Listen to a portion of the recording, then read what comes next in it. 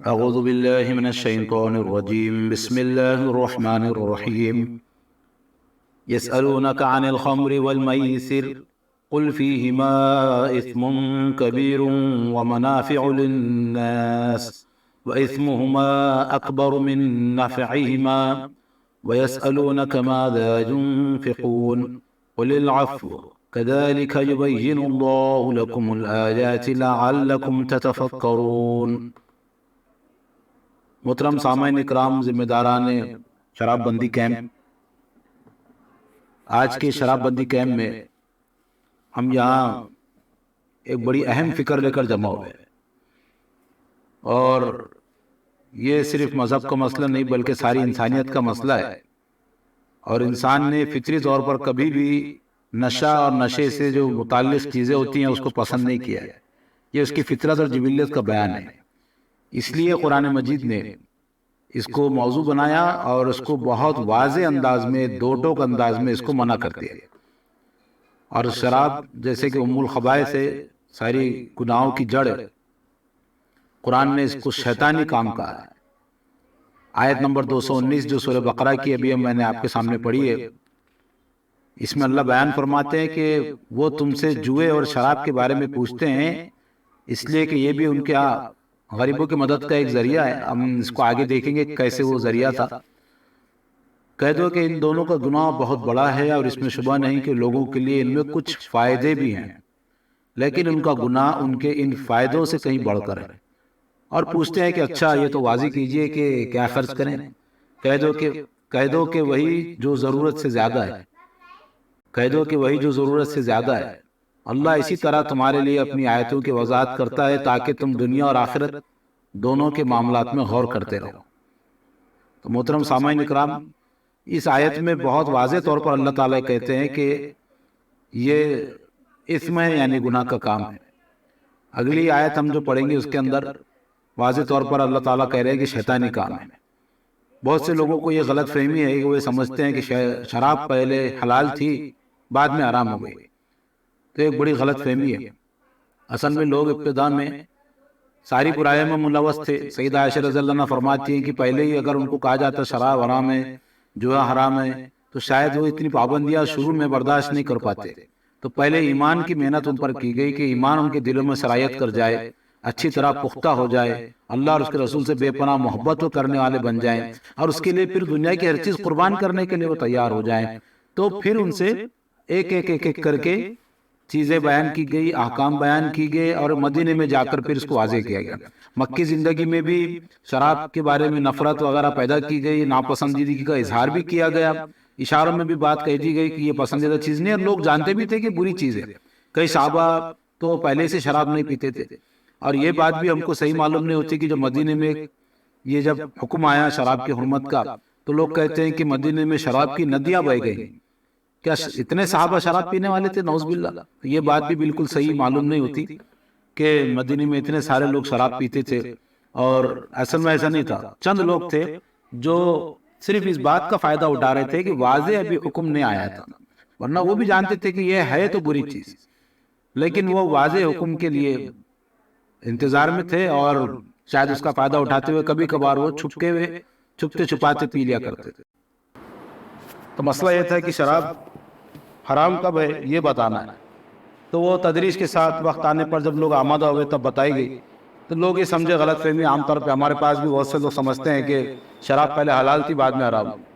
حرام چیز کبھی حلال نہیں ہوتی، وہ بتانا کب ہے اصل میں یہ مسئلہ ہوتا ہے۔ تو قرآن مجید نے یہ واضح طور پر یہ بتایا ہے، پہلے تو اس کی ناپسندیدگی کا اظہار کرا، اور ایک وقت جب آیا کہ لوگ اس پر آمادہ ہو جائیں کہ اس کی حرمت کو قبول کرنے، تو قرآن نے کہا کہ شیطانی کام۔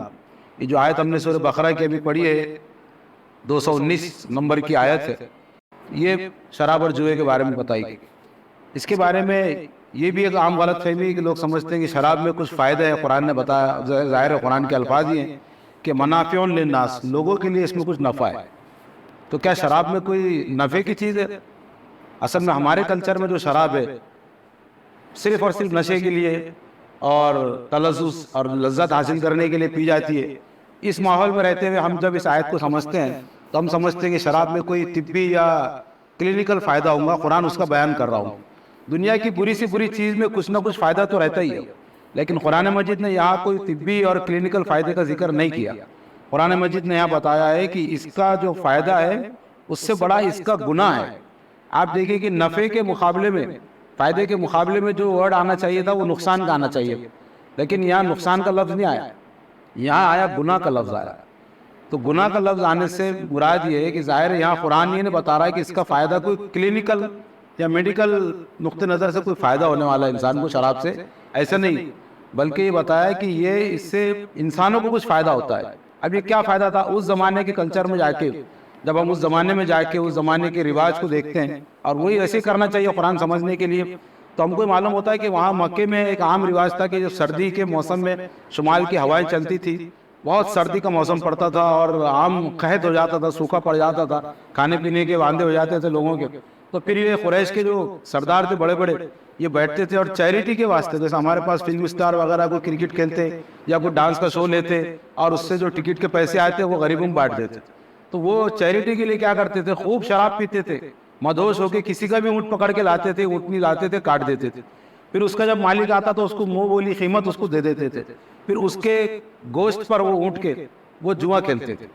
और उसका गोश्त जैसा गोश्त जीतते थे जाते थे, तो जो जितना ज़्यादा गोश्त जीतता था तो अतराफ़ के गरीबों को, फ़कीरों को मालूम हो जाता था कि भाई आज यहाँ शराब और जुए की महफिल है, तो एक लंबी लाइन लग जाती थी, तो फिर ये लोग वो गोश्त पूरा का पूरा तकसीम कर देते थे।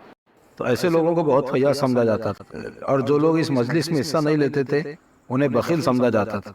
तो लोगों ने पूछे कि भाई इसमें तो बड़े फ़ायदे की चीज़ है ये शराब और जुआ, तो क्या ये भी हराम है? तो कुरान ने बोला कि ये लोगों के लिए भले थोड़ा सा फ़ायदा होगा इसमें, लेकिन ये इसका गुनाह बहुत बड़ा है। इसी तरह अगर कोई इस तरह कोई बेशर्मी के काम, फहाशी के काम, या ऐसे डांस के ऐसे बड़े बड़े बेहुदा प्रोग्राम अगर लिए जाएं ताकि किसी गरीब बस्ती का कुछ भला किया जाए उसके टिकट से, तो ये भी जायज़ नहीं है, उलमा कहते हैं, क्योंकि इससे जो परवरिश पाती है जो बुराई, वो उससे ज़्यादा होती है जो फ़ायदा लोगों को पहुँचाया जाता है। इसी तरह कुरान मजीद में सूरह माइदा की आयत 90 में भी इसको अल्लाह ताला ने मौजू बनाया और फरमाया, या अय्युहल्लज़ीना आमनू इन्नमल खम्रु वल मैसिरु वल अंसाबु वल अज़लामु रिज्सुम मिन अमलि शैतानी फज्तनिबूहु लअल्लकुम तुफ्लिहून। ईमान वालों, ये शराब और जुआ और स्थान, यानी अल्लाह को छोड़कर जो दूसरे स्थान रहते जहाँ जिस दरगाह वगैरह जहाँ पर लोग खुदा के सिवा और किसी को पुकारते हैं, तो फरमाया ईमान वालों, ये शराब और जुआ और स्थान और किस्मत के तीर सब गंदे शैतानी काम हैं, सो इनसे बचो ताकि तुम कामयाब हो जाओ। तो कामयाबी का मंत्र अल्लाह ने बताया कि इसमें क्या है, शराब और जुआ और स्थान यानी शिर्क वगैरह से मुताल्लिक ये सारी चीज़ों से बचो, अल्लाह फरमा रहे हैं ये शैतानी काम है। तो जो लोग कहते हैं कि पहले शराब हलाल थी बाद में हराम हुई, तो बोला शैतानी काम हलाल कैसे हो सकता है? शराब हमेशा से खुदा की शरीयत में, दीन फितरत में हराम है, और जो चीज़ ज़्यादा उसकी मिक़दार हराम होती है उसका एक एक ख़तरा भी हराम होता है, उसकी एक एक बूंद भी हराम होती है। रसूलुल्लाह सल्लल्लाहु अलैहि वसल्लम ने इसी को वाज़ेह फरमाया है कि एक ख़तरा ही क्यों ना वो हराम है। चुनांचे आप सल्लल्लाहु अलैहि वसल्लम ने फरमाया, जो लोग इसका सारे काम में शरीक है, पिलाने वाला, उसको कशीद करने वाला, यानी उसको भट्टी में तपाने वाला, उसकी बनाने वाला, और उसमें उसको परोसने वाला, उसको पीने वाला, ये सब के सब शरीक है, शराब का पूरा निज़ाम है, ये सब दोज़ख में जाने वाले हैं। इसी तरह जिस बुराई में जितने लोग शरीक रहते हैं वो सब दोज़ख में जाने वाले हैं, वो सब दोज़ख की जलती हुई आग में जलने वाले हैं। और ये शराब है, ये उम्मुल खबाइस है, यानी बुराइयों की माँ है। सारी बुराइयाँ इसी के पेट से पैदा होती हैं। आदमी जब शराब पीता है तो फिर वो जानवर जैसा नहीं होता, बल्कि वो शैतान बन जाता है। वो काम नहीं करता जो जानवर करते, बल्कि वो काम करता है जो शैतान करते हैं। इसलिए कुरान ने इसको शैतानी काम कहा है, उसकी अकल ही माऊफ हो जाती है। और ये बात सिर्फ शराब तक महदूद नहीं है, बल्कि कुरान ने तो यहाँ शराब का जिक्र किया, एक अलामती तौर पर शराब का जिक्र किया, क्योंकि वो सबसे ज़्यादा ली जाने वाली चीज़ है। इसके साथ रसूलुल्लाह ने फरमाया कि हर नशावर चीज़ हराम है, जो अभी हमने देखा उसके बारे में। तो हर नशावर चीज़ गांजा है, नशावर दवाएं हैं, बल्कि कुछ ऐसी चीज़ें भी हो सकती हैं जो दूसरों के लिए तो जायज़ है, लेकिन नशे के लिए अगर इस्तेमाल की जाए तो वो हराम है। मसलन कुछ दवाएं हैं जो मरीज़ के लिए तो जायज़ होती है, लेकिन आदमी नशे के लिए इस्तेमाल करे तो वो उसके लिए हराम हो जाती है। तो ये सारी चीज़ें हराम चीज़ों में दाखिल है, और इसको बेचने वाला मेडिकल पे और इसको फैलाने वाला, इसको देने वाला सब सख्त गुनहगार है। ये बहुत बड़ा गुनाह है और ये हराम है। اس میں جتنے لوگ شریک ہیں وہ سب حرام کاری میں ملوث.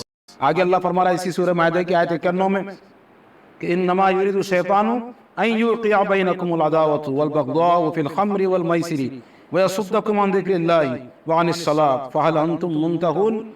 اللہ فرما رہے کہ شیطان تو یہی چاہتا ہے کہ تمہیں شراب اور جوئے میں لگا کر تمہارے درمیان دشمنی اور نفرت ڈال دے اور تمہیں خدا کی یاد سے اور نماز سے روک دے. پھر کیا ان چیزوں سے باز آتے ہو؟ اللہ فرما رہے کیا تم باز آئیں گے ان چیزوں سے؟ یعنی سوال ہے، اس کا مطلب اس کو جواب دینا کہ ہاں اللہ ہم ان چیزوں سے باز آئیں گے. کیوں؟ کیونکہ یہ چیزیں جو ہے جو خدا کی یاد سے روک دیتی، جو انسان کو اس کی فطرت کی نمو سے روک دیتی. اور اس میں شراب اور جوئے کا ذکر ساتھ میں آتا کیونکہ یہ دونوں اپنے آپ میں بڑے بڑے گناہ ہیں. جیسے ڈاکہ گناہ ہے، قتل کرنا بھی بڑا گناہ ہے، لیکن جب ڈاکے میں قتل ہو جائے تو یہ دونوں مل کے دہشت گردی بن جائے، آتنکواد بن جائے، ایک بڑا شدید گناہ ہو جائے. اس طرح شراب اور جوا یہ دونوں میاں بیوی کا جوڑا ہے، یہ دونوں جب مل جاتے تو فساد اپنی انتہا کو پہنچ جاتا. اور ہم دیکھتے ہیں آئے دن جوئے میں، شراب میں قتل، غارت گری، عزت، ناموس پہ حملے ہوتے ہیں اور اس میں پھر سارے گناہ ہو جاتے ہیں. یہ گناہوں کی ماں ہے. یہ جب آدمی شراب پیتا تو نشے میں پھر ہر گناہ وہ کر بیٹھتا ہے. عرب کے لوگ بڑے غیرت مند تھے، بڑے باحمیت تھے، عزت اور ناموس کو بڑا جپتے تھے. تو وہاں جب شراب میں مدوس ہو جاتا آدمی تو پھر وہ شراب میں اس کو کیا دھیان رہتا، پھر کچھ بھی بولتا ہو. تو کسی کی غیرت پر حملہ کر دیتے، کسی کے قبیلے کے خلاف کچھ بول دیتے، کسی کے باپ دادا کی کو ہجو کر دیتے. تو پھر جب تلواریں کھنچ جاتی تھی اور پھر ایسی ایسی جنگیں ہوتی تھی کہ 100 سال تک جنگ چلتی، 100 سال تک وہ قبیلے آپس میں لڑتے رہتے تھے. تو اتنی قتل و غارت گری ہوتی ہے یہ دو گناہوں کی وجہ سے کہ زمین پوری فساد سے بھر جاتی. اچھے لوگ اس سے متاثر ہوتے ہیں. ایسا نہیں کہ صرف شراب پینے والا متاثر ہوتا، شراب پینے والے وجہ سے اس کا پورا خاندان متاثر ہوتا ہے. تو عزیزوں یہ ایک بہت بڑی برائی ہے. جو لوگ ان میں ملوث ہیں وہ تو گنہگار ہیں، لیکن ڈاکٹر صاحب جیسے جو لوگ، آپ لوگ جو ان کے معاونین ہیں، جو لوگ اس کی روک تھام میں کوششیں کر رہے ہیں، تو انشاءاللہ اس کا ثواب بھی اتنا بڑا ہے اور اس کا اجر بھی انشاءاللہ اتنا بڑا ہے. یہ فساد کی روک تھام کی کوشش ہے.